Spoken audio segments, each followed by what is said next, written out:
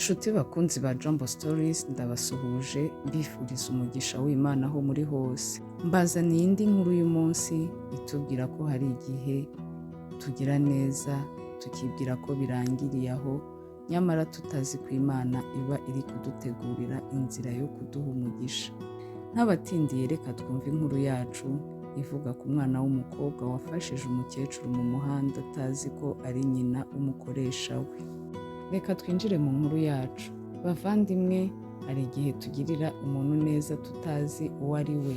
Hari n'igihe dutekereza ko igikorwa cyiza twakoze cyarangiriye aho, nyamara Imana iba iri gutegura indi nzira yo kuduha umugisha.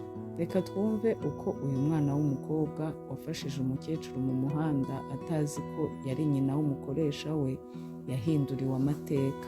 Byari mu gitondo cya kare ubwo Mutoni yari agiye ku kazi nk'uko bisanzwe. Ntiyari umukire, yari umukobwa wicishaga bugufi, ukunda gukora cyane kugira ngo abashe kwitunga no gufasha umuryango we. Ageze hafi y'isoko yabonye umukecuru ushaka kwambuka umuhanda kandi imvura yari irimo kugwa. Imodoka zari nyinshi, abantu bose bihutira kujya ku kazi. Nta n'umwe wari witaye kuri uwo mukecuru. Mutoni yahise yegera wa mukecuru, amutwikira umutaka, amufata ukuboko, aramubwira ati, "Mama, reka ngufashe." Umukecuru yaramwenyuye, amusabira umugisha, kuko abantu benshi bari bamuciyeho nta wamufashije. Mutoni yamwambukije umuhanda, amutwaza n'agasakoshi ke kugeza aho yari agiye. Umukecuru yashatse kumuha amafaranga, ariko Mutoni aramwangira. Amubwira ko atamufashije ngo amwishyure, ahubwo ko yamufashije nk'umubyeyi we. Reka mbabwire bavandimwe, iyo umutima ukora ibyiza utagamije inyungu, Imana niyo ikwishyura.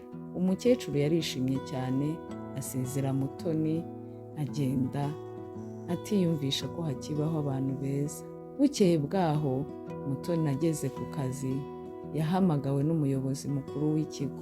Atangira kwibaza niba hari ikosa yakoze, biramuyobera. Yinjiye mu biro afite ubwoba bwinshi, asangamo umukoresha we yicaranye na wa mukecuru yafashije ejo. Mutoni yarahagaze, umutima uramusimbuka. Umuyobozi ahita amwereka wa mukecuru, amubwira ko ari nyina. Mutoni byaramutunguye. Umukecuru yahise avuga ko ari we wamufashije ejo ari mu muhanda, ko yanze amafaranga, akamubwira ko yabikoze nk'ubikorera umubyeyi we. Umukoresha wa Mutoni yaramurebye, aramwenyura. Amubwira ko bari bazi ko ku kazi ari umukozi mwiza, ariko ko ejo mama we yamubwiye ko ari umuntu mwiza, ko ari byo bifite agaciro kurusha ibindi. Mutoni amarira yamuzenze mu maso. Hashize iminsi mike, ikigo cyatangaje kuzamura bamwe mu bakozi. Mu bantu bose, Mutoni niwe wazamuwe mu ntera. Abakozi bamwe batangira kwivovota, bavuga ko yazamuwe, ko yafashije nyina w'umukoresha wabo.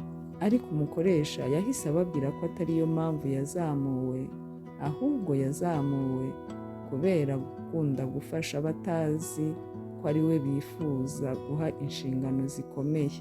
Tujye tumenya ko imico myiza igera aho impamyabumenyi zidashobora kutugeza. Umukecuru yakomeje gufata Mutoni nk'umwana we, akamugira inama nyinshi, akamusengera, akamufasha no gukomeza kwizera. Nyuma y'umwaka umwe, Aline yabaye umwe mu bayobozi b'ikigo. Abantu batangazwa n'uko ubuzima bwe bwahindutse. Ariko we yavuze ko umunsi yahisemo gufasha umuntu atari azi ko Imana iri kwandika amateka mashya y'ubuzima bwe. Ngayo nguko bavandimwe, nguko uko Mutoni yahinduriwe amateka kubwo gufasha umukecuru bari bahuriye mu nzira. Iyi nkuru itwigishije ko ineza idapfa ubusa. Ushobora gufasha umuntu utazi, ariko Imana yo iba izi impamvu wamufashije. Nta gikorwa cyiza Imana yibagirwa. Niba warigeze gukorerwa nabi, ntibikubuze gukomeza kugirira abandi neza. Ibyiza ubiba uyu munsi bishobora kuzasarurwa ejo. jya ukorera abantu neza utagamije inyungu, wubahe buri wese kuko utazi uwo ari we.